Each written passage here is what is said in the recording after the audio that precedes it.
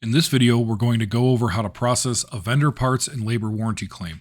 I'll put together a vendor warranty info sheet that outlines the specific processes that we need to take for each vendor, but in Shop-Ware, the process is pretty much the same regardless of vendor. First, we need to look into history to find out the vendor that failed part came from. So in this example, we'll pretend that the battery has failed on my truck. So I'll go into history and find the work order that we did the battery, open it up, and on any closed work order, you can go ahead and click the parts button, and it's going to show you where those parts came from. So in this case, we did a voltage battery from FMP. Next, we'll add our warranty job to the ticket.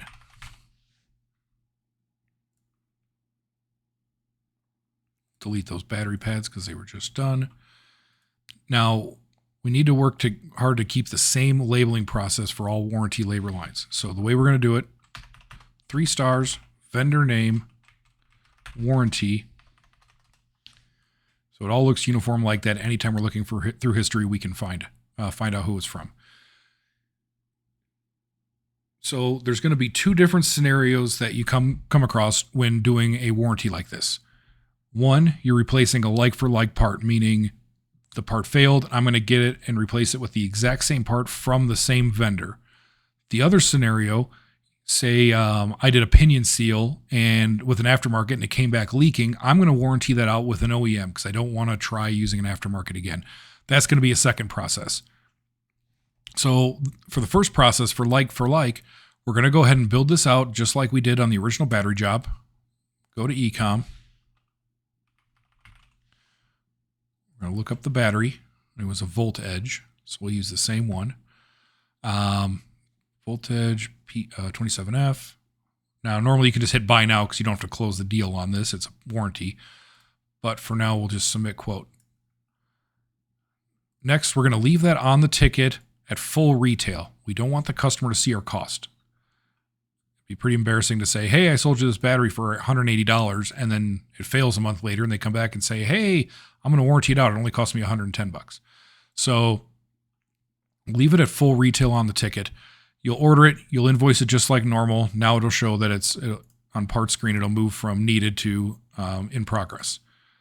Once that battery's posted, we can go ahead and change the quantity to 0.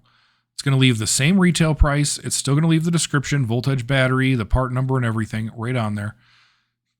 So the customer can see it and they don't see our cost. Next, you're going to want to adjust labor. If you're warrantying it through a vendor that gives labor claims or pays labor claims, you're going to want to reference the vendor warranty info sheet to verify what their hourly rate is. In this one, I believe FMP pays us $75 an hour. But this will, regardless of what they pay, this never goes below $55 an hour. That is our cost on labor. If we are warrantying the labor internally, you'll go ahead and make that $55 an hour because we're going to pay it through AAAC warranty and write it off. But in this scenario, we'll leave it at $75. This should never be below $55 because you'll never have negative gross. If you have negative gross, something needs to be brought back up to 0% GP so that we can at least write off what we're losing. We'll never have negative GP on a ticket. So with this one's ready for the tech to do the repair and for us to close it out. We've got our labor on there. We've got our part on at cost, but 0 quantity. Down here, you'll want to make sure you zero out shop supplies, and we'll close this ticket. Now you'll follow the warranty process on the vendor warranty info sheet, send in the battery for the warranty claim, and send in the labor claim with your rep or however that vendor wants you to do it. A week or 2 later, we'll get the part credit. You can go ahead into inventory because when we made this 0, we added 1 back into what's on hand in inventory. Now we can return that part and post the part credit to it. Later on, you'll get a labor credit from the vendor if it's a vendor that pays them, and you're going to go ahead and post that right to the ticket as a payment. So you'll use FMP warranty. If they pay the whole $22.50, go ahead and post it. Ticket's at 0, we're done. It's off of AR. Say they come back and say, no, we only pay $15 for that. You're going to go ahead and post that payment. Now you still have a remaining balance of $750 because that's what's remaining to be paid on our labor cost. Again, to not have negative GP, And if we're getting no more money is coming into us from our vendor, we're going to go ahead and write off the remaining balance to AAAC warranty. Now our balance is at 0. This ticket's off AR. We can move on from it. I'm going to go ahead and reverse these payments so Daniel can balance end of day today still. He's going to see a million payments because I've tried this video a million times. The other scenario you're going to come across is, say we did a pinion seal. So I'm going to go ahead and put a new job on there. So we're doing front pinion seal. I bought this from FMP, so it's still $75. This pays 2.5 hours on my truck, just guessing. And we're going to go ahead and put on a pinion seal. All right, now that's on there.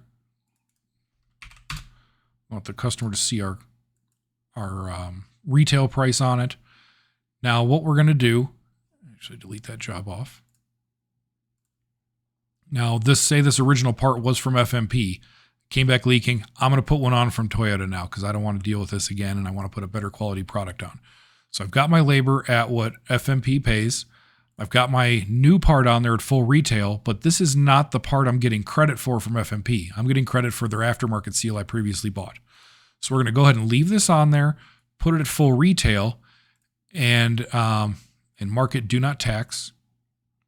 And we are going to share this version with the customer. We're not going to show the customer our cost. Again, just like on the other example. We don't want them to see our cost. Hey, I sold you a seal. I charged you $50 plus a couple hours labor. It came back leaking, so I'm going to replace it. And guess what? My true cost is only, $17 on a better seal.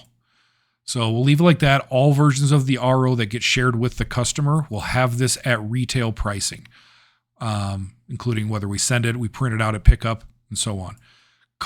Customers gotten the invoice. Car is picked up. We're ready to close this out. Now we will go ahead and change this to our cost.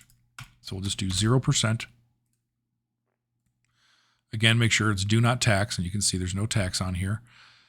And this is what's left. Now I'm going to get, say I get a $187 labor claim invoice from FMP. So I'm going to go ahead and do $187.50.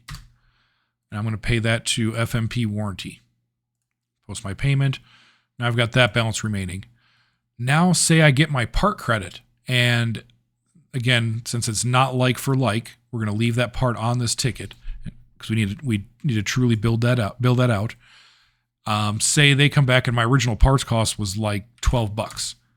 So now I get my part credit for $12 from FMP. So I'll post that payment as well.